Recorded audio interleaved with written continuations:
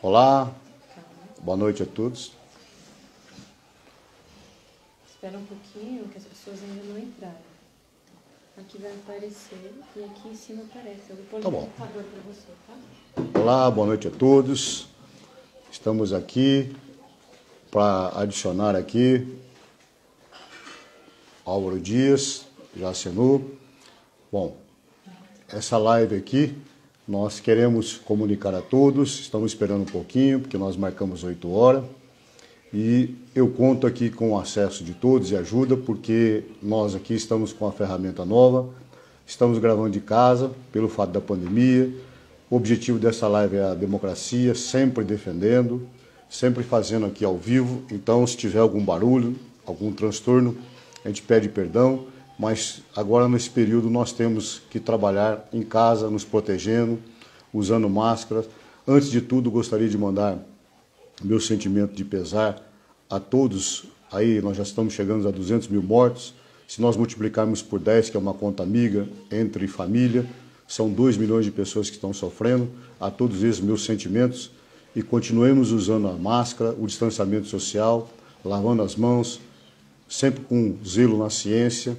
E para nós que não podemos lotar o SUS, nós temos que sim continuar com o distanciamento, porque a nossa situação ainda só irá ser definida para melhor quando tivermos uma vacina. Gostaria de dizer para vocês hoje que é uma honra, vamos tentar fazer a conexão e receber o senador Álvaro Dias para uma entrevista franca e aberta. Vou pedir aqui ajuda para chamar o senador aqui na nossa conversa e depois eu faço para vocês a apresentação do senador.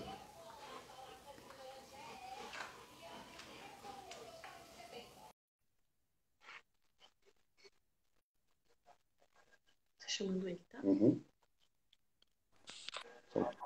Olá, senador, boa noite. Olá, boa noite. Boa Seja noite. muito bem-vindo. Estamos aqui com uma certa idade, aprendendo com essa ferramenta. Então, eu peço a todos que nos perdoem de algum barulho, porque aqui temos gato, cachorro, papagaio, mas o importante não é a quantidade, é o conteúdo. Senador, é uma honra recebê-lo. Eu gostaria, antes de apresentá-lo para as pessoas, que eu não me importo com quantidade, me importo com qualidade. Eu me importo muito com estudo. E eu queria fazer uma breve apresentação do senhor, porque eu nasci em 66, e no dia 1º de fevereiro de 69, quando eu tinha 3 anos, o senhor já estava trabalhando como parlamentar. Então, se nós somarmos uma conta, que nós estamos em 2020, são mais de 50 anos dedicados à função, ou seja, à função pública, sem nenhuma mácula.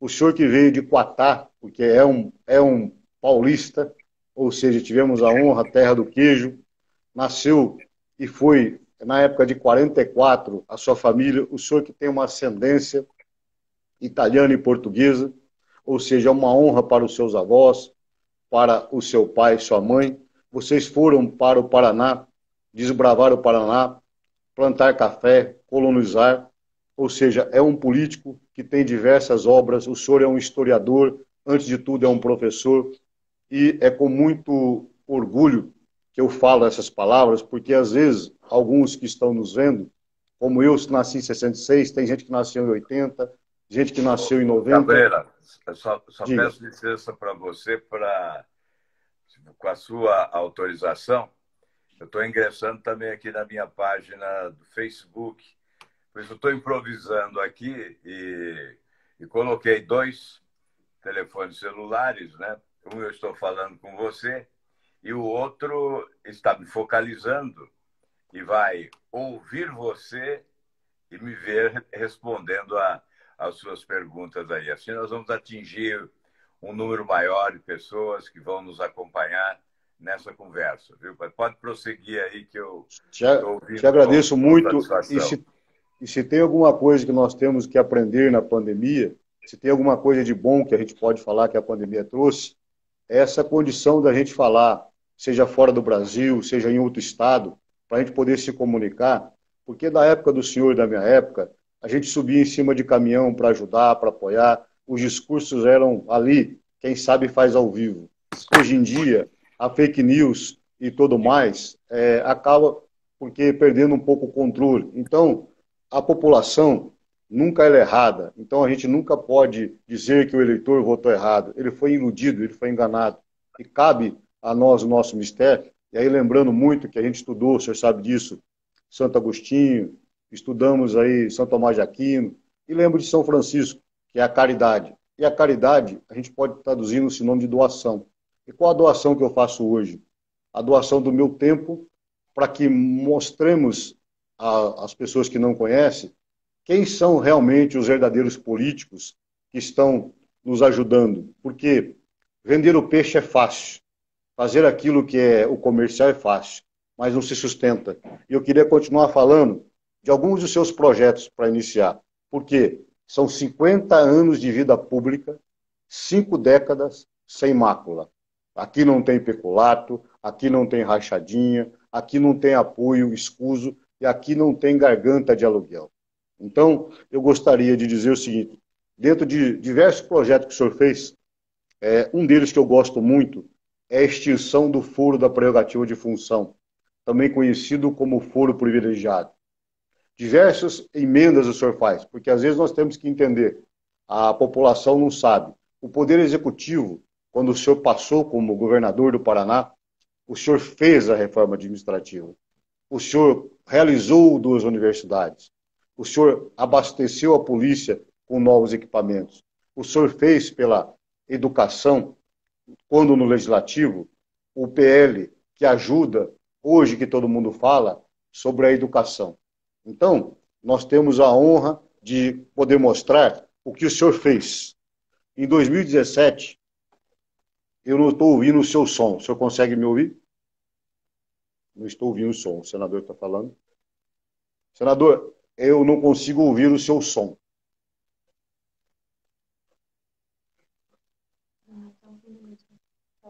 No começo eu estava ouvindo. Quando o seu celular caiu, talvez tenha colocado o som e está no mudo. Dá uma verificada com o seu som. Se caso não voltar, eu posso ligar de novo para o senhor. Tenta ver no aparelho seu do som. Boa noite a todos. Uma outra, ainda não consigo lhe ouvir. O senhor está me ouvindo?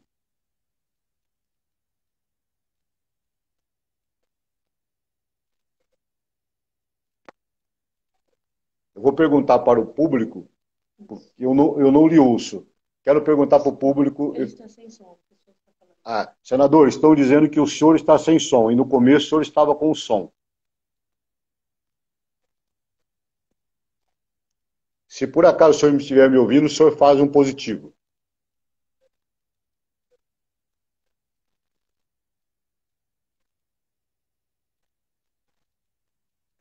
Vamos ver. Está conectando de novo.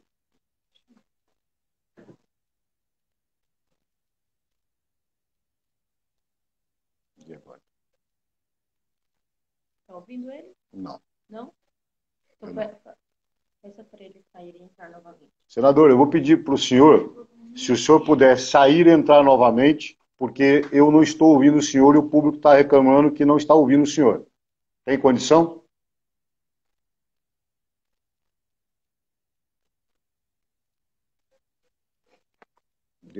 Exatamente. Depois que o seu celular caiu, deu problema. Eu peço de novo para o senhor, se o senhor estiver me ouvindo, para o senhor sair e entrar novamente. Eu lhe convido de novo. O senhor consegue me ouvir?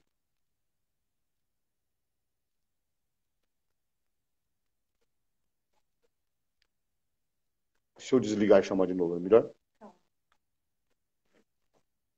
Porque não tá, todo mundo reclama. Calma, a gente vai chamar ele novamente. Isso, vamos ver.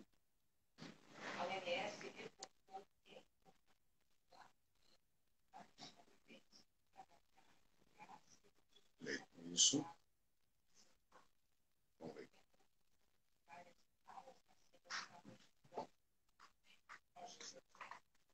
Aguardando. Aí, novamente, Cabreira. Pronto. Tá ouvindo, ouço, né? lhe ouço muito bem, e eu queria lembrar uma brincadeira, porque não dá para lembrar, e não vou falar o nome do político, e o político diz assim: Mona Lisa, eu te ouvo bem. Não, ouço bem. Então, Estou te ouvindo agora. Agora estou te ouvindo. Dá pena, às vezes, como o senhor disse, de ver pessoas letradas, né, que têm o dever do estudo. Então, assim, para todo mundo, eu queria dizer uma coisa primeiro. Cumprimentar as pessoas que estão mandando mensagem. E eu não consigo enxergar, eu estou até com o computador aqui do lado, para que eu possa depois cumprimentar as pessoas que estão dando boa noite. Então, eu queria agradecer muito a todos que colaboraram, que eu sei de cabeça alguns, como, por exemplo, a Solange, a Suzana, a Maria, a Cris, e todos, Mônica, e todos os que estão aqui, a professora Adriana, a minha filha Isadora, que ajudou aqui, e depois nós vamos comentando, porque eu sempre digo para vocês, uma frase célebre de John Fitzgerald Kennedy, JFK. Nós não podemos, em breve, sinto necessário. Nesse momento, é muito importante que a gente não pense no que o seu país pode fazer por você, e sim o que você pode fazer para o seu país. O resultado das eleições agora, aparecerão muitos engenheiros de obra pronta para dizer aquilo que a gente vinha batendo na tecla já. Jair Messias Bolsonaro, em tese, é um traidor das promessas de campanha. Então, não temos que culpar o eleitorado dele, do mesmo jeito que nós não temos que culpar o eleitorado do Lula. As pessoas se apresentam como cândido, como candidato. E, em tese, traíram suas convicções. Nós sabemos e vamos debater no momento o porquê. Mas agora eu quero saber de uma análise, quero terminar a apresentação, breve síntese só, do senador. Eu não combinei nada com ele, apenas estudei um pouquinho a matéria, por ser advogado, jornalista e também professor de direito. Eu preciso expressar que essa live começa com a caminhada, e essa caminhada nós queremos terminar com essa inversão de valores que alguns nefastos da democracia estão tentando nos impor. E as urnas, elas são sábias. Eu esperei terminar o resultado das urnas para que nós possamos mostrar.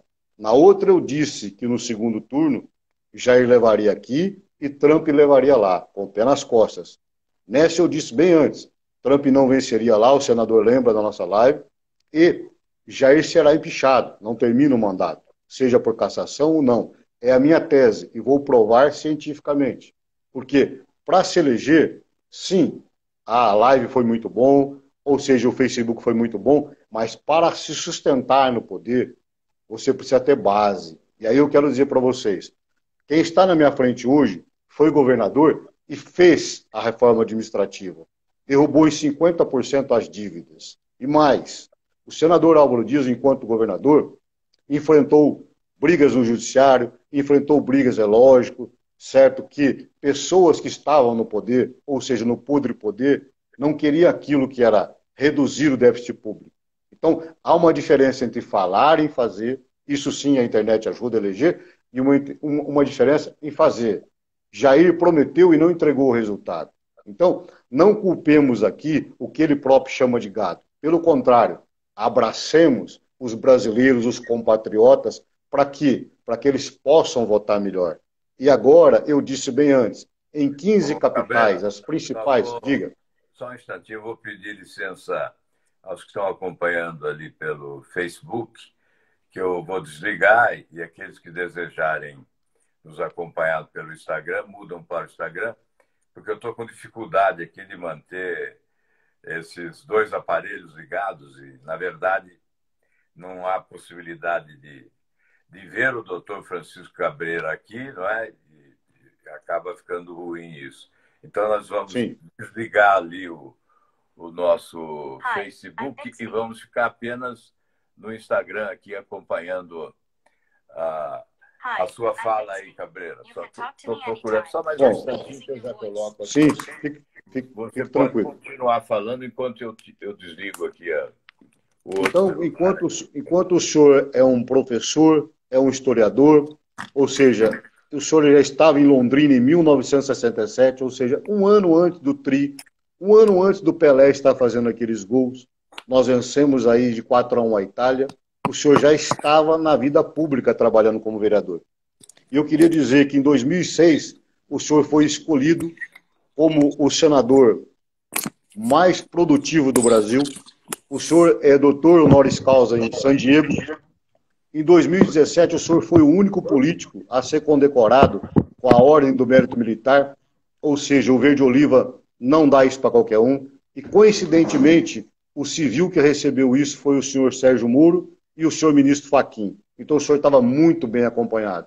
E sempre nós lembramos aqui, nós nunca vamos dizer nada contra as nobres classes, aos advogados, aos juízes, aos promotores. Nós vamos sempre apontar o nome dos nefastos da democracia infiltrado nos poderes. Então, eu tenho os maiores elogios ao zeloso do Supremo Tribunal Federal, ao zeloso STF, ao zeloso Congresso Nacional, porque a casa não tem culpa do ladrão que está dentro dela.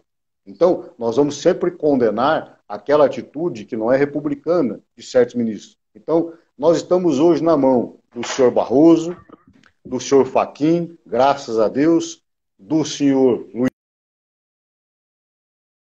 Judiciário. Tem sim que intervir no momento oportuno, quando alguém espalha uma fake news, quando alguém levanta um falso, porque a liberdade de expressão é amplíssima no Brasil. Mas não confundamos artigo 138, 139 e 140 com outras liberdades. Senador, eu já estou tendo uma intervenção aqui na minha própria casa, da minha filha assistente, dizendo para deixar o senhor falar. Fique tranquilo, eu vou deixar. Mas eu preciso primeiro apresentar o senador, porque muita gente não conhece, critica às vezes uma pessoa, e é muito triste. E eu sei que o senhor é pai de 4 filhas, ou seja, os seus filhos, por exemplo, têm que saber que o senhor é um homem honrado. E eu, para preservar, vou dizer bem claro, congelou a imagem essas pessoas que às vezes comentam na internet, eu digo Rafaela, Carolina, Álvaro e Raíssa, e a esposa Débora, é muito orgulho para mim começar esse projeto da live com uma pessoa tão honrada, que eu digo para vocês, no nosso controle de qualidade, as minhas colunas, eu escrevo os artigos singelos, eu nunca vou ter aqui comigo pessoas que não têm honra. Eu sempre vou procurar entrevistar pessoas do calibre do senhor Muro, do Deltan, de pessoas que prestaram serviço à pátria. Não importa se hoje muitos não entendem ainda, porque perto de Jair hoje, em tese, na minha modesta opinião, só tem mercenário, incauto ou oportunista. E devagar nós vamos mostrando para os incautos o erro. Se nós cometemos um erro na eleição passada, a eleição foi feita para isso, para melhorar.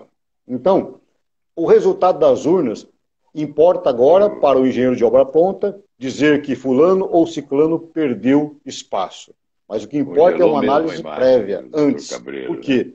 Porque na minha análise, e aí eu quero ouvir o senador, nós vamos ter que se unir, porque o Brasil passará uma crise muito grande após 15 e 20 de janeiro, e até 30 de março teremos um problema maior da pandemia, porque antes da vacina só teremos medidas paliativas, já estão voltando a doença na classe A e B que não tinha, e eu quero saber o que esse desgoverno fará pelos pobres compatriotas do Amapá, como está lá o senador Randolph, no escuro.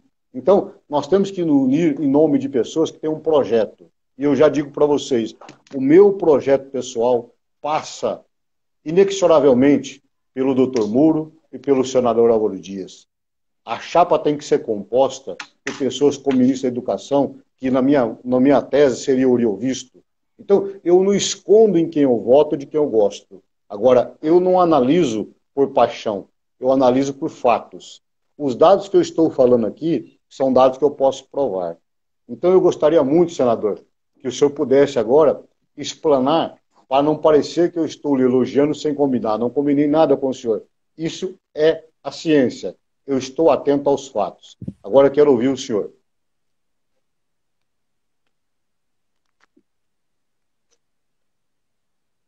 Acho que a internet caiu, Isadora. Vamos tentar uma reconexão com o senador, que está tentando a reconexão. Vamos chamar de novo. A todos aqueles que estão ouvindo, antigamente, na época do Odorico Paraguaçu, diriam que é a oposição que está derrubando.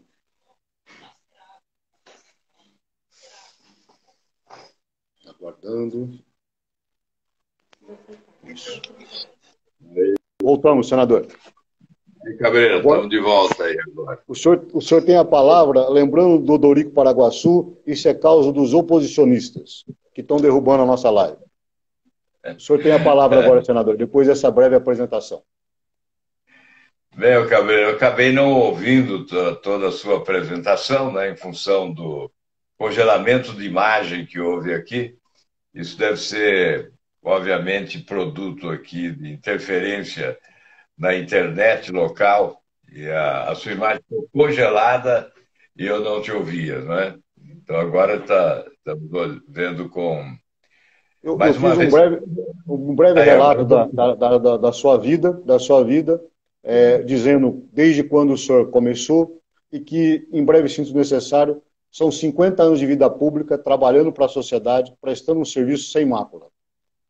São 43 anos de mandato, né? Porque depois que eu deixei o governo, eu não disputei a eleição e fiquei 8 anos, né? Fiquei 8 anos sem mandato e depois retornei como senador, né? Estou no Senado tentando cumprir o né? Usando principalmente a agenda da ética, né? O combate à corrupção, porque eu acho que é o que eu melhor posso fazer, principalmente nos últimos anos, né? Eu entendia que era essa a tarefa prioritária. É fundamental que quem representa a população saiba fazer a leitura correta do que é prioridade para a sociedade. E foi exatamente o que eu procurei fazer nesse período, a leitura correta do que é prioridade para a nossa população e, obviamente, foquei mais o combate à corrupção durante os 16 anos do PT e MDB, não é? E com projetos também, não só a atuação na oposição, do combate à corrupção, mas também apresentando projetos tentando melhorar a nossa legislação, não é? E hoje estamos diante de um momento crucial para o futuro do país. Acho que nós podemos fazer uma análise também da eleição que tivemos e ainda temos, né? Porque o segundo turno ainda não se realizou, e exatamente porque os analistas procuram sempre estabelecer uma relação entre essa eleição e a próxima, não é? E toda eleição tem a sua história. Há aqueles que afirmam que a eleição municipal vai interferir diretamente na eleição de 2022 e procuram, então, fazer avaliação sobre o crescimento deste ou daquele partido, o partido que elegeu mais prefeitos, o partido que elegeu mais vereadores, e estaria se credenciando a eleger presidente ou governador em 2022. Não é? Eu não vejo desta forma. A eleição muito em conta os problemas locais, a relação direta do eleitor com os candidatos. E nesta eleição prevaleceu, porque limitados pela pandemia, nós não tivemos verdadeiramente campanha eleitoral, temos desigualdade flagrante em matéria de espaço de rádio e de televisão, e essa teria que ser a campanha da comunicação, com muito debate. Nós praticamente não tivemos debate, não é? Então, não há como você estabelecer um parâmetro entre esta eleição e a eleição nacional de 2022. Certamente, aqueles que tinham um mandato, que eram detentores de mandato, foram favorecidos. Foi a eleição em que mais se reelegeu prefeitos. Foi a eleição, portanto, da pandemia. Os prefeitos se beneficiaram com a pandemia, tiveram maior compreensão da população em relação às suas dificuldades e tiveram mais recursos. Prefeitos que estavam desgastados, tremendamente desgastados, recuperaram-se graças a recursos que chegaram da União, numa generosidade incomum, não erraram na conta e mandaram mais recursos do que o necessário. O objetivo era compensar a perda de receita, e, na verdade, o que se aprovou e se transferiu para estados e municípios foi cerca de 60% mais do que a perda de receita resultante da pandemia. Então, os que tiveram a oportunidade de disputar a reeleição, aliás, o meu companheiro de partido, de Itapevi, o Igor, ele fez simplesmente 98% dos votos da cidade, algo inusitado, né? 98%, concorrendo com mais 2 candidatos à prefeitura. Isso revela a força que tiveram os prefeitos no exercício do mandato em razão desta circunstância. Bem, este é um ponto fundamental, mas o que nós temos mesmo que considerar é que esse modelo político tem que ser alterado. Nós temos que promover uma grande reforma política para que as eleições possam consolidar o processo democrático com mais eficiência, com mais inteligência, com mais resultados, né? E reduzindo sempre o espaço para a corrupção. E essa reforma política, infelizmente, ela é cantada em prosa e verso. Os políticos falam na reforma política sempre, nós, os políticos, falamos da reforma política, e ela não acontece porque o nosso sistema é presidencialista, e quando o presidente da República não lidera o processo de reforma, ela não ocorre. Não ocorre. Isso eu disse lá há muitos anos, o presidente Fernando Henrique Cardoso, quando ele me chamou para conversar sobre reformas, eu perguntei sobre a reforma política e ele disse que a reforma política ficaria para o Congresso. E eu respondi, então não acontecerá, porque o corporativismo defende o interesse próprio, não é? E essa reforma não acontecerá, a reforma de profundidade só ocorrerá se o presidente da República assumir a liderança do processo. Mas, enfim, eu quero, Francisco Cabreira, que você conduza essa nossa conversa. Você me honrou com esse convite. Eu estou aqui muito honrado por estar participando dessa conversa com você e cabe a você colocar aí as questões que você achar, considerar preponderantes e importantes nesse momento. Caro senador, essa forma nossa de bate-papo da live, diferente, às vezes, de alguns questionamentos que jornalistas vão fazer e colocar, o que nós estamos procurando aqui, como professor, ou seja, o senhor é um professor, um historiador, nós temos que vender aquilo que a gente pode. E quando eu disse de São Francisco de Assis, a doação, a caridade, é darmos o tempo e tentarmos alertarmos a juventude e mostrarmos e desmascararmos aqueles que falam. Então, no caso, o senhor está sempre provando, e eu volto a dizer para o senhor, das diversas obras que o senhor tem, uma delas que eu gosto é Um Senador que Não Se Curva, de 2001. A outra, o senhor diz, na defesa da Petrobras, da contra-corrupção, em 2016. Então, o que eu quero mostrar para a população é a diferença de um político que fala e que cumpre o que fala. Veja que o senhor está dizendo de um presidente, o Fernando Henrique, que tinha as maiores boas intenções, mas quando ele não liderou o processo, simplesmente, realmente no sistema previdencialista, nós não conseguimos chegar até lá. Então, o exemplo do presidente é o exemplo que tem que ser dado, ou seja, ele vai, assim que ele se elege, ele tem a legitimidade, e veja, legitimidade que não teve a Dilma e o Aécio, segundo quem? Segundo o TSE, porque na época o doutor juiz Probo Moro remeteu como prova emprestada para o TSE e o TSE do Gilmar Mendes e da senhora Luciana Lócio não cassaram a chapa Dilma Temer. E o que é uma legitimidade? Quando um político recebeu um dinheiro, como diz a Dilma e diz o Aécio, ambos não tinham legitimidade, porque eles não contribuíram para a democracia, eles lesaram. Por quê? Porque havia um dinheiro do esquema da corrupção da Petrobras. Então, contra outros candidatos. E aí, por exemplo, o senhor vem e de novo coloca, evidente que os prefeitos agora, que estavam com o dinheiro, com o poder, infelizmente nós, como Ordeiro e Pacífico, ficamos em casa para tentar não pegar o Covid, esse inimigo mortal e o inimigo invisível. E quem não acreditou está pagando, às vezes, com a vida de um parente, de um amigo ou de um ente querido. Agora, o que nós temos que pontuar? colocar os projetos em pauta. E quais são os projetos em pauta? O fim do foro de prerrogativa de função, que é o senhor é autor, ou seja, no codinome que a gente dá, o foro privilegiado. É uma excrescência. Somente o presidente da República, na minha tese, o vice-presidente, o presidente do Senado, o presidente da Câmara, deveria ter esse foro privilegiado. Porque em outras nações que também são democratas, é assim. Agora, no Brasil, daqui a pouco, qualquer um vai querer esse foro privilegiado. Por quê? Alguns ministros do STF, e aqui nós vamos dar o nome do que eu confio.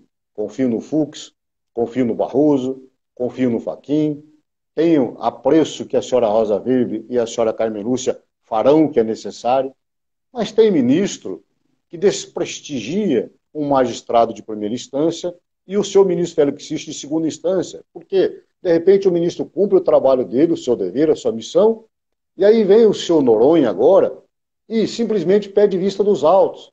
Só que o que acontece? Se o legislador, que são os senhores, não entrar com um projeto e colocar o seguinte, olha, por exemplo, um magistrado deveria ter no máximo 60 dias quando ele pede vista. Tem magistrado que fica 3 anos, 5 anos sentado no processo. O que acontece? A justiça não anda, não há celeridade. A celeridade, infelizmente, é para o preto, para o pobre, mas não é para o suposto garantismo. Não, legalistas somos nós. Eu, o senhor e tantos outros que batalham sempre pela Constituição. Alguns se avocam de falsos garantistas, mas a garantia é só para aquele esquema que está lá. Então, não sejamos ingênuos. Se nós queremos virar uma página e mudar o país realmente, nós precisamos construir candidaturas sólidas, com pessoas que podem chegar aqui e debater, como o senhor está fazendo, e, se tivermos errado, apontemos uma tese melhor, nós vamos aderir, é o bem do país, o bem da pátria. Mas o que nós estamos vendo é que nós somos refém do senhor Alcolumbre, que nada faz pelo Amapá no seguinte, hoje, nós somos refém do senhor Rodrigo Maia, que não pauta o impeachment. Isso não quer dizer que a pessoa será empichada. Se Dilma foi empichada por pedaladas fiscais, nós temos direito de saber os documentos e processos que estão aí em face do Jair Bolsonaro. Porque a retórica de campanha já passou. Quem está sofrendo somos nós. E se você que está aí na sua casa, você está com comida, você está com salário, você está com emprego, ora, pense que a sua boquinha pode ser que não seja do seu filho e do seu neto amanhã. E nós nunca podemos desistir. E aí eu volto para o senhor, quando o FHC diz para o senhor, olha, vamos liderar isso ou não, ele se esqueceu que a maioria do Congresso, não são todos, não tem e não segue a frase de Kennedy, ou seja, no que você pode fazer pelo seu país. A maioria, infelizmente, vê o que faz por eles. E aí nós temos raríssimas exceções, como o senhor e muitos outros que eu posso colocar. Desses 81 senadores, tem muitos nobres, mas infelizmente nós temos que bater na tecla e começar a honrar aqueles que são dignos e criticar aqueles que roubam pasta no dia da eleição, aqueles, por exemplo, que colocam 82 votos com 81 senadores. São fatos. A população, como diz aí muitos populares, diziam assim, sai à rua. Não foi eu que disse, foi o ministro Barbosa que disse para o Gilmar. Então, nós precisamos mostrar que a nobre população tem o direito a se informar. Essas lives, elas teriam que ser semanais para que o senhor pudesse, toda semana, dar a sua contribuição mostrando, olha, eu votei nisso, aquele não votou, isso é um problema dele. Então a base eleitoral tinha que cobrar dos seus senadores, dos seus deputados, de uma forma modelo e pacífica, o quê? Que realmente nos representasse. E aí, quando a gente chama para uma live, vem só o senhor, outros mandam a assessoria falar, eu convido de público aqui o nobre Major Olímpio, convido de público aqui o juiz Sérgio Moro, e outros artistas aí que são colaboradores, para que a gente possa fazer um debate democrático, para mostrar o seguinte, nós temos também que pontuar que as pessoas que têm bagagem para falar possam ser seguidas, possam ser ouvidas e que a população mostre para a gente aquilo que ela está querendo. Porque está claro que 30% no Rio não foi votar, quase 30% de São Paulo não foi votar, e eles acabam desanimando com a política. Mas aqueles que são médicos, aqueles que são engenheiros não podem desanimar com a política, porque a política faz parte da vida dele. Ele tem que desanimar com um candidato que não é candidato, com um embusteiro, tal qual eu acho hoje que Lula e Jair Bolsonaro são embusteiros, e eu consigo provar, porque eles venderam um peixe para a nação e não entregaram. Agora, nós estamos aqui para provar a nossa tese de forma ordeira e pacífica e lembrar que existe sim senador da República bom, deputado bom, ou seja, juiz bom. Agora, nós não podemos entrar nesse sequestro de informações quando, por exemplo, um presidente que se diz de direita coloca o seu Augusto Aras na PGR para fazer hoje, agora, o que ele está fazendo, colocando pessoas para endossar e procurar saber quais são os documentos que estão lá, ou seja, colocados. Então, senador, eu gostaria que o senhor explanasse, aqui não tem pergunta e resposta, fique à vontade para colocar as suas pautas. Com referência ao que você focalizou do Congresso, né, eu gostaria de dar uma dica. O problema no Congresso não é o voto em plenário, é a direção que impede o voto. A estratégia da população, da sociedade, dos que querem exercitar o poder de pressão sobre o Congresso Nacional, deve ser exatamente exigir que pautem os projetos. Os engavetadores da República estão a postos. Você se lembra, Francisco Cabreira, que em determinado momento um procurador-geral da República foi denominado de engavetador da República. Geraldo Hoje, os engavetadores estão no Congresso Nacional, especialmente o presidente da Câmara. Há uma seleção de bons projetos já aprovados no Senado e que morrem ou dormem na gaveta do presidente da Câmara dos Deputados, que tem sido poupado, porque ele tem tido um espaço de mídia incrível. O palanque eletrônico está sempre armado e à disposição dele, mas não cobram dele o cumprimento do dever. Se o Senado aprovou, o mínimo que o presidente da Câmara tem que fazer é colocar em votação na Câmara dos Deputados. Eu vou citar alguns projetos. Não é só o foro privilegiado, que é o mais conhecido, que é o mais citado, né, que é um projeto de minha autoria de 2013, que chegou na Câmara dos Deputados no dia 6 de junho de 2017. Portanto, ele está na Câmara dos Deputados há mais de 3 anos e foi aprovado numa comissão especial, depois de muito trabalho, de muita insistência, foi aprovado na comissão especial no dia 11 de dezembro de 2018, e desde esse dia está na gaveta do senhor Rodrigo Maia.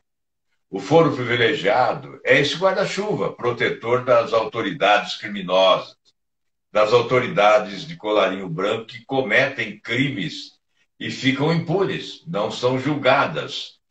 Elas não chegam ao banco dos réus, porque o foro privilegiado as protege. E são mais de 55 mil autoridades.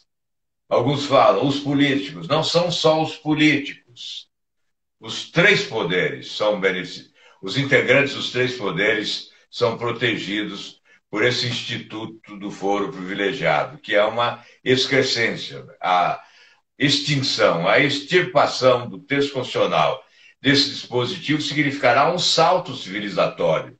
Aí sim nós estamos caminhando na direção de uma nova justiça, onde respeitaremos o artigo 5º da Constituição, que define que somos iguais perante a lei. Mas só define, porque não somos iguais. Nós, infelizmente, possuímos um pedestal elevado, onde estão mais de 55 mil autoridades privilegiadas em razão desse Instituto do Foro Privilegiado. Mas eu disse que não é só ele. Eu fui relator no Senado Federal há alguns anos, e olha que são alguns anos mesmo, porque ainda estava lá o Sarney no Senado como senador. Ele até apresentou uma emenda ao projeto. Eu fui o relator do projeto que definiu o crime na administração pública como crime hediondo. E como relator eu pude aumentar as penas e incluir o peculato e o crime de concussão, que não constavam do projeto original. O Senado aprovou. Quando se consegue colocar em votação, consegue-se aprovar, como aprovamos o fim do foro privilegiado no Senado, por unanimidade. Porque não há coragem suficiente de alguém se expor com voto aberto, votando contra um projeto dessa natureza, e sair às ruas, ir ao aeroporto para se dirigir ao seu estado. Então, o importante, essa é a dica que eu quero dar, é pressionar os presidentes. Então, está lá na Câmara, tem o projeto também, a proposta de emenda à Constituição, que restabelece a prisão em segunda instância. Está na Câmara e está no Senado também um projeto de lei que altera o Código de Processo Penal, possibilitando a prisão do condenado em segunda instância. Nós optamos pelo projeto por tratar-se de matéria de tramitação mais rápida Emenda e provavelmente de melhor assimilação pelo Supremo Tribunal Federal. Nós chegamos à conclusão que deveríamos deixar de lado as PECs. Eu tinha uma de 2017, depois outra de 2018, a de número 13 de 2018, restabelecendo prisão em segunda instância, constitucionalmente, e depois o Oriovisto Guimarães apresentou uma também em 2019, com o mesmo objetivo, restabelecer, aí legitimar constitucionalmente a prisão em segunda instância. Mas em discussão com o ministro Moro, à época ministro da Justiça, e outros parlamentares, nós fizemos uma opção pelo projeto, porque ele era terminativo na Comissão de Constituição e Justiça e deveria ser remetido à Câmara dos Deputados. Como não se colocava em deliberação na Comissão de Constituição e Justiça, nós conseguimos mais de 41 assinaturas, portanto, a maioria dos senadores, e com isso a senadora Simone Tebet, presidente da Comissão de Constituição e Justiça, pautou, colocou em votação e nós aprovamos. Houve só um voto contrário do senador do PT, contrário à prisão em segunda instância, e o projeto deveria ser remetido imediatamente à Câmara dos Deputados. Não foi por quê? Porque o líder do governo... Então, veja bem, a participação do governo nisso. Aí você vê a participação da presidência da República nisso, porque, obviamente, o líder do governo respeita a orientação política do presidente da República. E o que ele fez? Apresentou um requerimento, colheu assinaturas para submeter ao projeto ao plenário. E aí ficou na gaveta, está na gaveta até hoje. Até hoje ele não foi submetido ao plenário para deliberação, não foi à Câmara dos Deputados. Aí fizeram uma estratégia malandra. O presidente da Câmara e o presidente do Senado acertaram que, primeiramente, se votaria o projeto da Câmara, que é uma proposta de emenda à Constituição, e só depois se votaria o projeto de lei no Senado. Então, é uma artimanha da malandragem, né? Para não votar nenhum dos dois, para embaralhar tudo, porque um não exclui o outro. Nós poderíamos votar os dois, um complementa o outro, porque um é projeto de lei e outro é emenda à Constituição. Emenda constitucional. Uhum. Então, o que eu quero deixar aqui bem enfatizado, se não pegarem para valer nos presidentes da Câmara e do Senado, esses projetos não serão pautados, não serão agendados, não estarão na ordem do dia, não serão votados. Então, a recomendação, a sugestão humilde, modesta que eu faço é essa. A pressão tem que ser sobre o presidente da Câmara e o presidente do Senado. E olha, por que que a grande mídia não se interessa por essas matérias, né? Porque se a grande mídia se interessasse, certamente esses imperadores, pseudo-imperadores do Brasil, não resistiriam à pressão da população. Certamente eles colocariam em votação esses projetos. Então eu estou cansado de martelar em ferro frio, não é?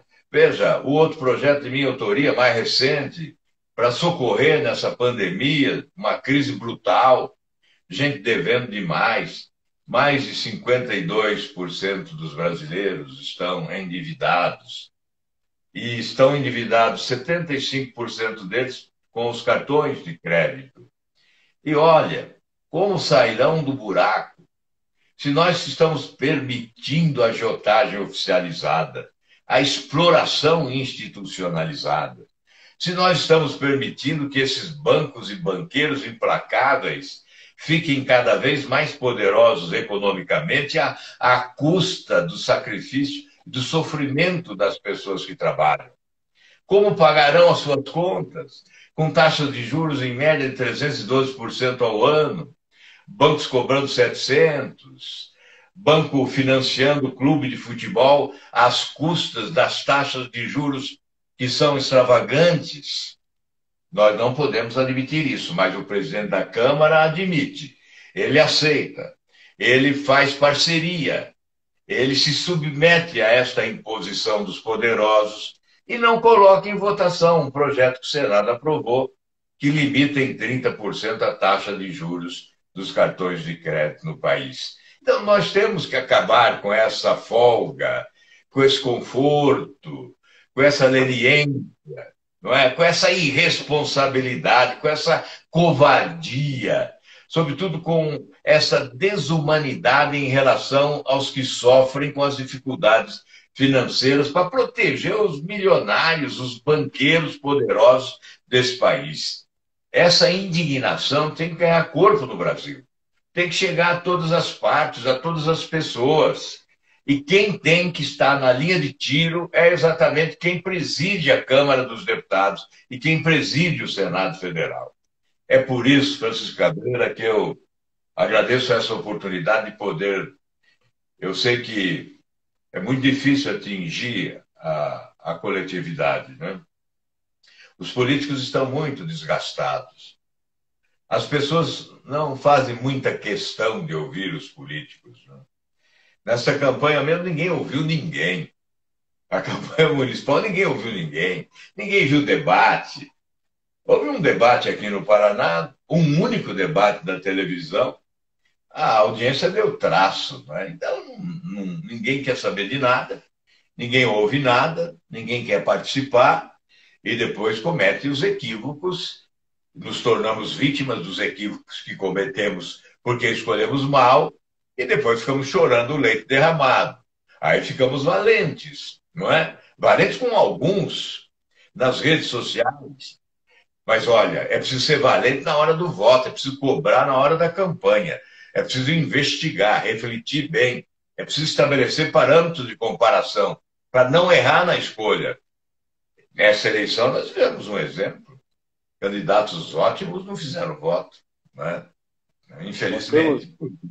Preferiram reeleger, preferiram os já conhecidos, os antigos, os que não eram prefeitos, já foram no passado e voltaram agora. Então, e aí os analistas políticos do país, esses sábios, né? Esses sábios dizem que houve uma mudança no país agora. Que mudança é essa? Não mudou coisa alguma. Nós estamos em círculo vicioso. E nós precisamos sair disso, não é? E exatamente isso. Nós temos que sair disso cobrando mudança na legislação. Nós estamos falando de projetos importantes no campo criminal, no combate à corrupção. São fundamentais. Se nós aprovarmos esses projetos no combate à corrupção, o Brasil vai se colocar par a par com os países mais avançados em matéria de justiça no mundo. Não vamos ficar devendo a ninguém. Mas enquanto não aprovarmos isso, seremos republiqueta de bananas, onde poderosos não são julgados. Enquanto que nos Estados Unidos o presidente da República senta no banco dos réus diante de um juiz de primeira instância. Enquanto em outros países, por receber uma propina de $10 mil, um presidente da República é preso, condenado em primeira instância. E no Brasil nós temos, você que é do ramo, conhece, doutor Francisco Cabreira conhece muito bem, nós temos o quádruplo grau de jurisdição, o único país do mundo que tem o quádruplo grau de jurisdição, porque nós temos a primeira instância, a segunda instância, nós temos depois o STJ, a terceira instância, e depois nós temos o Supremo Tribunal Federal. até chegar lá, o criminoso pode ser longevo, vai viver muito tempo, mas acabará impune, porque não haverá tempo para o seu julgamento. Então, esse é o nosso país, essa é a nossa estrutura judiciária. Eu imagino a revolta de um advogado competente e honesto, né, com um sistema judicial dessa natureza, que protege o malandro, o bandido, o safado, enfim, estas reformas, estas mudanças, nós precisamos arrancar de qualquer forma. E, obviamente, para que a escolha seja mais adequada durante uma eleição, nós temos que fazer uma reforma política, eliminando esses desvios, esses equívocos, não é? Que fazem das eleições antidemocráticas, eleições desiguais, alguns com tudo, outros com nada, é como é no país a nossa sociedade, não é? Aliás, eu fico rindo quando eu ouço, aliás, vamos dizer aqui, o presidente da República dizendo: eu não gastei nada, eu não gastei quase nada. Ora, foi uma campanha milionária, todos nós sabemos disso. Ah, não fui eu que gastei? Então é caixa 2, não foi declarado. Não há justificativa. Para que falar isso para a população? Para que dizer, olha, não gastei nada? E quem pagou os impulsionamentos de fora do país para cá, ou daqui mesmo, os robôs? E quem pagou os outdoors, as camisetas, os adesivos, que eu vi em todo o Brasil, armazéns cheios de material de propaganda, com moças e mulheres remuneradas distribuindo na cidade? Quem pagou? Isso não custou? Como não custou? Como não gastou?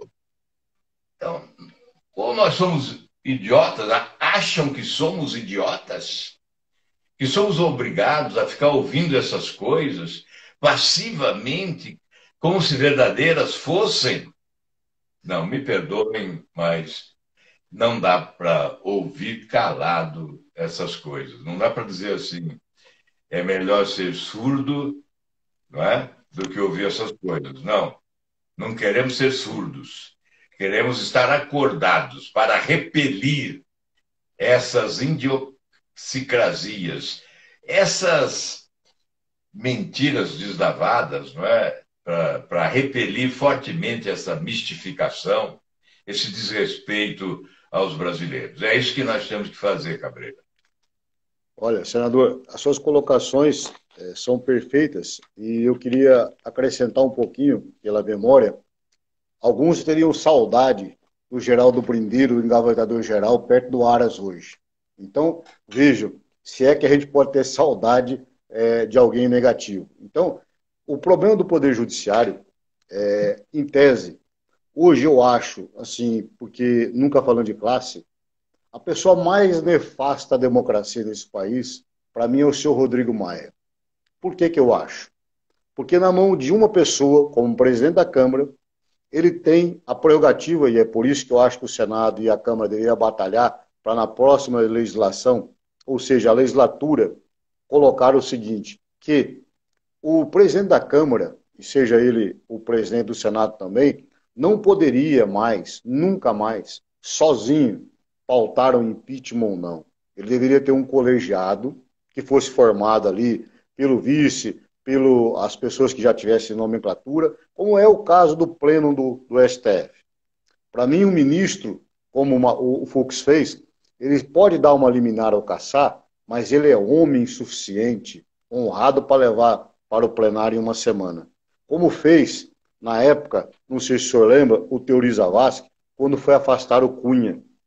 Ele levou em plenário, ele deu a decisão, mas levou em plenário. Agora, como o ministro Fux fez, um bom exemplo, ele abortou a liminar do Marco Aurélio, mas levou em plenário. Então, o que acontece? O Rodrigo Maia, ele está engavetando, por medo dos processos que ele tem, dos procedimentos, ele é chantageado, em tese, por alguém do Palácio, que disse o seguinte, você tem 2, 3 processos, o seu pai foi impugnado, no caso, o senhor Maia, que agora acabou de ser reeleito, mas está impugnado, está recorrendo a direito. Então, a justiça brasileira, ela por ser seletiva, como a nossa mídia 90%, uma seletividade de dinheiro, porque apenas só enxerga aquilo que quer, enquanto o nobre povo está sofrendo, a cada dia mais sem dinheiro. Nós temos, como o senhor citou, a Constituição brasileira, ela colocava o juro a 1% ao mês, que são 12% ao ano. Alguns bancos cobram 12% ao mês. Aquele investidor inglês vem para cá e fica louco pelo Brasil quando ele percebe que lá ele vai ter uma deflação do dinheiro, aqui ele tem aí um ganho fácil de 10%, 15%. Então, essa estrutura, nós só podemos acabar com ela quando pessoas como o senhor vão se unindo com o senhor Moro, com o senhor Deltan, com o Major Olímpio, outros, Alessandro Vieira, outros que querem colocar a boca no trombone, que vão cobrando ordeiramente, mas batendo a porta, que eu digo, é no e-mail, no telefone, do senhor Rodrigo Maia, dizendo o seguinte: o senhor não pode transformar 200 milhões de brasileiros em refém, porque nós temos mais, temos 230, 240, mas veja, às vezes tem 40 de bandidos e ladrões, mas esses 200 milhões honestos estão mostrando claramente, ou não vão votar, que é a glória para muitos políticos, ou eles estão mostrando, por exemplo, e aí eu digo para o senhor, quem é que ganhou capital político nessas eleições? Com certeza, todos, como eu disse para o senhor, e o senhor concorda, que tiraram foto com o Jair, não foram eleitos. Veja, o prestígio do senhor Jair Bolsonaro hoje pode ser medido nos 266 votos que a senhora Val Bolsonaro Açaí teve. Pode ser medido pelos 2.000 que a senhora Paula Marisa teve. Pífia votação. Pode ser medido que os parentes da Carla Zambelli, que quis fazer uma dinastia, aquela que fala que tem Covid e precisa do hospital para desmentir. Veja, um parlamentar em qualquer lugar do mundo que falasse que tem Covid e fosse desmentido pelo hospital, jamais estaria no parlamento. Por exemplo, aquele senador que a gente chama de Chico da Cueca, ele não é um senador. Ele, em tese, pelo Ministério Público, ele é um bandido travesti de senador. E aí, ele poderia estar fora do Senado. O seu Barroso até que foi muito cortês em só afastá-lo. Mas agora, as manobras, como o senhor disse, no Código de Ética, no Conselho de Ética, continuam. E aí, o que nós temos que cobrar à sociedade? Se aglutinar no voto. O fato da população não ter votado já aqui em São Paulo, nós não somos conduzidos, aqui nós conduzimos. O fato do Jair tirar foto com o ex-menino Malufinho, Celso Russomano, que virou menino Jairzinho, mostrou o tamanho do Jair. O Jair, além do anão moral em tese, virou um anão político. Não adianta vir o ministro Ramos, um sabujo, dizer que a esquerda perdeu. Não. Não é esquerda nem direita. Ladrão é ladrão, na esquerda ou na direita. Quem está perdendo o capital político é o Lula, é o Jair. A população está percebendo. Então, nisso eu sou um otimista. O que eu preciso do senhor e de outros políticos é perseverança. Tentaram fazer com o senhor Moro aquilo que não se faz com o juiz, uma pessoa que fez o trabalho dele. Ele pautou nas provas documentais que o Ministério Público colocou. A advocacia tem todo o direito a fazer o trabalho, ao contraditório e ampla defesa. Não colou. E aí eu digo para o senhor, nós advogados que estamos passando necessidade, que trabalhamos, matamos um leão por dia, não achamos justo ver o Acef, que é do Jair da direita, teoricamente, e o senhor Zanin, que é do Lula da esquerda, são comparsas, são advocacia de fachada. O Ministério Público já disse isso. E o senhor Bretas, quando está chegando perto, aí vem um desembargador que muda a tese, porque o Supremo é cheio de tese esquizofrênica. As teses de Gilmar não se sustentam em pé, porque ontem contra o PT era uma e hoje é outra. Então, o que nós temos que mostrar é o seguinte, nós temos que pautar o impeachment do Jair Bolsonaro, em tese, por quê? Por crimes de responsabilidades cometidos e crimes comuns. O Supremo vai se debruçar. E nós não vamos deixar fazer como o senhor Lewandowski fez com o senhor Renan Calheiros, aquele Renan, que o senhor sabe, que pagou o motel da Mônica Veloso, sua amante, com dinheiro público, segundo a tese do MPF. Então, nós temos que lembrar à população que essas pessoas merecem o nosso repúdio porque estão nos autos dos inquéritos. E aquelas que merecem a benesse, por exemplo, quando a justiça ela não condena, ela absolve, nós temos como imprensa o direito de falar. Agora, o que acontece? Nós só temos meia dúzia hoje de imprensa isenta e livre. Nós temos Diogo Mainardi, nós temos Cláudio Dantas, nós temos o Josias de Souza, que eu não os conheço pessoalmente, mas que estão tentando balizar a nação naquilo que tem, dizendo as qualidades e os defeitos. Agora, senador, saiba, pelo resultado das urnas, que agora os analistas de obras prontas querem colocar, a população mandou o recado. Ela não está satisfeita com o Lula, ela não está satisfeita com o Jair, e ela é enganada, porque às vezes ela não tem tempo, por exemplo, amanhã, 4 horas da manhã, muitas pessoas estão pegando ônibus para ir trabalhar. Então eles não têm tempo para ver a gente. Mas cabe à Rede Globo de televisão e outras empresas o papel fundamental. Elas ganham dinheiro, sim, com a imprensa boa. Elas podem ganhar dinheiro fazendo um trabalho regular, de mostrando não só um lado, não a seletividade que está tendo, às vezes, o Supremo Tribunal Federal. Por exemplo, veja como nós andamos para trás. O José Antônio Dias Toffoli, se ele tivesse sido barrado quando ele foi acusado de receber propina junto com o procurador lá de Macapá, que só o senhor e mais 3 senadores falaram na sabatina, se ele não tivesse entrado lá, porque ele é um improbo, ele está condenado pela justiça brasileira, ele nem poderia estar lá, nós não abriríamos via para o senhor Cássio Marques. Então, veja a diferença entre você prometer, como o Jair prometeu, que indicaria um nome como Moro, como Bretas, e depois chega lá e indica alguém como Aras, filho de petista, que faz live com outros petistas, e nada contra o petista, nada contra o PSDBista ou do Podemos, contra a pessoa, porque a live que o senhor Aras faz é com advogados de pessoas que são investigadas, pessoas condenadas. Então, por que não fazer live com a gente? Não.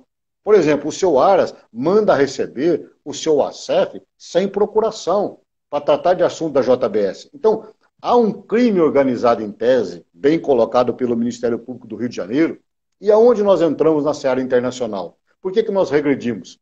Porque como é que a gente vai querer entrar na OCDE? Como é que a gente vai querer entrar em algum lugar, sendo que republicanamente, como o senhor bem lembrou, nos Estados Unidos, os presidentes sentam no banco dos réus. Nós conhecemos vários senadores que foram presos lá, deputados e até pastores, parentes de Martin Luther King e tudo mais. Por quê? Porque lá a justiça não brinca. Se tem acesso, e eu digo para o senhor e cravo, como cravei que Trump não se elegia, eu cravo para o senhor aqui hoje. Se o presidente Trump continuar com as suas alegações, ele será preso até 20 de setembro de 2021. Anote, senador, porque lá não se brinca com isso. A democracia tem defeitos, sim. Lá os votos são muito mais suscetíveis às fraudes, mas vejam, os votos são conferidos. Essa história de ficar espalhando fake news e essa retórica, não. O derrotado, como dizia o bom ACM, não fala, dá os parabéns, parte para outra, procura ver o resultado das urnas. Aqui, por exemplo, alguns blogueiros foram presos por estar tentando dizer que a nossa urna foi fraudada por demorar. Demoramos muito pouco. Então, assim, nós temos aqui, senador, um período para a live se encerrar. Caso a live se encerre e o senhor quiser continuar mais um pouco, nós fazemos uma outra ligação. Espero que o nosso público aí, que eu não consigo enxergar, também nos dê uma dica, porque esse papo eu gostaria muito de uma vez por semana, para que são tantos assuntos, e aí acaba sendo condensado, mas o que eu queria alertar a população, que nós vamos viver entre o México, onde temos facções criminosas, ou nós temos milícia. E nós temos que partir para abraçar, como diz no filme Perfume de Mulher, tão bem colocado por um brilhante ator, abraçar o Sérgio Moro, abraçar o Deltan, abraçar a delegada Érica, abraçar todos os delegados que participaram, magistrados bons, como o senhor Félix Fisch, abraçar os ministros que são honestos, que estão trabalhando, e repudiar essa atitude dessa canetada, de ficar sentado num processo pedindo vista. Olha, nós temos que passar lei. Pedido de vista deveria durar no máximo 60 dias. O staff que tem um ministro, que tem um desembargador, ele não pode, perante ao crivo dele ser burro ou ter má fé, demorar mais que 60 dias num processo. Porque nós sabemos que em 3 dias dá para se debruçar, ainda mais tendo assessores. Então, a justiça, ela está nos levando com essa leniência em tese, com essa demora a falta de celeridade para alguns, com a população desacreditando no zeloso STF. Então, como o senhor diz, as 4 instâncias, a saber, para quem não sabe, é o juiz de primeira instância, que era o seu Muro, é o desembargador do TRF, que era o Thompson Flores, depois passa para o STJ, que é o senhor Félix Cis, e vai chegar nos 11 ministros supremos, que não perceberam ainda que não são deuses. Não perceberam. Só poucos, ali 4 ou 5, têm a medida certa, como dizia Maria Bethânia, do seu ser. Nem mais, nem menos. Agora, nós precisamos não deixar só na mão de Fux, na mão de Barroso. Agora, hoje, infelizmente, Barroso e Fux terão que honrar a toga e ficar em cima. Houve disparo em massa. Eu sei aqui, já tem gente narrando, que deram 50 milhões para a campanha de Jair, que foi distribuído. Então a imprensa está falando. Na época, quando o Ciro Gomes dizia que o Eduardo Bolsonaro recebeu a mesada de Roberto Jefferson, pois ele morava no Rio, estudava no Rio e recebia de Brasília, aí veja o que aconteceu. Eduardo Bolsonaro se candidatou por São Paulo. Em tese, isso é um crime eleitoral, como o Sarney se candidatou pelo Amapá. Não dá para a gente entender como é que uma pessoa que é lá de um estado, a vida inteira, lá no belo estado, lá em São Luís, e de repente ele muda. Então, senador, essa sua indignação, saiba, é a de milhões de brasileiros. O que nós temos é que ter foco. O Brasil está muito preocupado, que o Lula semeou muito bem, que, de repente, o pobre era lulista e o rico era malufista, o nós e eles. Agora o Jair veio com o mal contra o bem. Os missionários, não. Os falsos pastores cairão. Então, senador, eu quero dizer o seguinte, nós temos que separar a religião, separar cada um com a sua opção sexual. O que nós precisamos é de gente honesta, de gente como o senhor que vem aqui, debate tese sem ofensa, e não se preocupar com aquilo que eles chamam de gado. Isso são robôs. E o mais importante, se robô votasse, as eleições não teriam esse resultado. O senhor concorda comigo? É verdade, Gabriel. Mas nós estamos chegando ao final, né, do nosso tempo aqui. Eu tenho também outro compromisso aqui. Infelizmente não dá para fazer uma outra live, fica para um outro dia, conforme você convidou. Mas eu quero agradecer a oportunidade. Eu acho que democracia é importante que as pessoas dialoguem, debatam, não é? E respeitem a opinião dos outros. Nós temos no Brasil um percentual da nossa população, principalmente vicejando aí nas redes sociais, que ainda não aprendeu a respeitar o contraditório, né? Respeitar a opinião do outro. Por isso que se alimentou muito, nos últimos tempos, o discurso do ódio. Eu creio que o ódio cega a inteligência. Nós não podemos odiar. Nós temos que ser lúcidos, não é?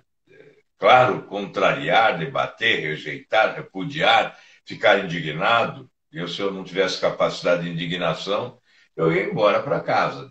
Deixaria de ser um representante do meu Estado. Né? Então é isso que você faz muito bem, que é provocar o debate.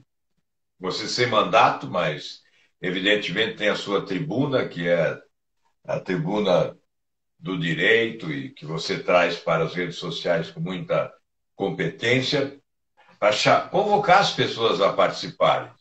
Por isso que eu não podia deixar de aceitar a sua convocação. Nós terminamos a sessão no Senado, quase 8 horas já, quase às 20 horas, quando vim para essa conversa com você. Então, quero te agradecer, mandar daqui um grande abraço a você aí em São Paulo e a todos os que nos acompanharam. Muito obrigado e até uma outra oportunidade aí, se Deus quiser. Grande abraço, Cabreira. Obrigado, viu? Senador, foi uma honra para nós aqui todos. Nós pretendemos, começamos essa ferramenta nova. Esse canal não tem fins lucrativos.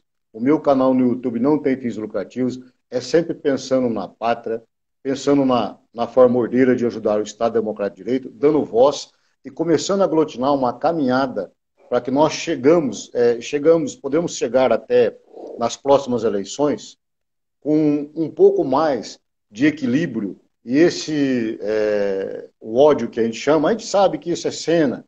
Eles, às vezes, o robô do computador nem tem, ele vai ali para ofender. Então, eu sempre digo para alguns amigos que, de repente, falam, a minha mãe me ensinou, deu desprezo. Se a pessoa te fez uma forma desrespeitosa, apenas bloqueie. Não dê oportunidade para ela falar, não discuta com o robô, não discuta com pessoas que não estão preparadas. Nós só vamos ajudar o Brasil, a nossa nação, se a gente der valor naquele que tem uma opinião contrária, mas que também escuta a nossa. E, de repente, nós podemos aderir à tese. Agora, o que nós temos que fazer, senador, é continuar com esse trabalho para que a gente possa, toda semana, pautar e mostrar o erro daquele elemento, daquele tipo naquele dia. E hoje, para mim, nós precisamos que o senhor Davi Alcolumbre, o senhor Rodrigo Maia, tenham um pouco de hombridade, pense na nação brasileira, no papel que eles estão fazendo. Nós não podemos deixar de apreciar. E os ministros do STF, e principalmente o senhor Barroso do TSE, paute as questões que estão ligadas às chapas, casse a chapa quem for, seja ela de A ou de B, que o senhor Fux continue fazendo o que ele está fazendo, desempenhando esse trabalho, porque nós precisamos de celeridade. Nós não podemos aceitar mais que um Dias Toffoli coloque um RE, simplesmente ele pare todas as investigações contra o Flávio Bolsonaro e ajudando em tese indiretamente traficantes nacionais e internacionais. Ou seja, assim nós não seremos uma nação verdadeira. Nós não seremos uma democracia verdadeira. Nós seremos um engodo e poderemos caminhar para uma Venezuela. Então, senador, com essas palavras eu digo, é só a lucidez, o trabalho e o estudo. Muito obrigado, foi uma honra começar esse trabalho com o senhor. Um abraço. Ok, boa noite. Obrigado. Boa noite. Deixa eu desligar aqui. Olha, agora, pessoal, como é a primeira vez que eu estou fazendo, eu gostaria de agradecer a todos. Peço desculpa, eu vou tentar aqui de cabeça falar de algumas pessoas que ajudaram. Danilo, Isadora, Solange, Suzana, Maria. Eu gostaria de agradecer a Ivete, gostaria de agradecer a Verusca, a tantos outros, a professora Adriana, a tantos outros que colaboram de forma direta e indireta. Não é financeira, porque eu nunca recebi nada de governos passados, nem deste governo. Mas eu estou vendo que o brasileiro precisa lembrar o espírito que eu sempre falo, de JFK. Não pense no que o seu país pode fazer por você, e sim o que você pode fazer pelo seu país. Cada qual no seu mistério, colaborando, cada qual ajudando, cada qual dedicando um pouquinho do seu tempo para que a gente mude, para que a gente vote certo. Se erramos, não vamos brigar, nada de ódio, deixa o gado para lá. Vamos sempre continuar juntos. Até a próxima. Espero que vocês perdoem algum barulho, alguma coisa nesse sentido aqui, mas fiquei feliz de começar essa ferramenta nova, que será uma ferramenta útil para que a gente possa conversar e dialogar e defender sempre o Estado Democrático de Direito. Um abraço a todos.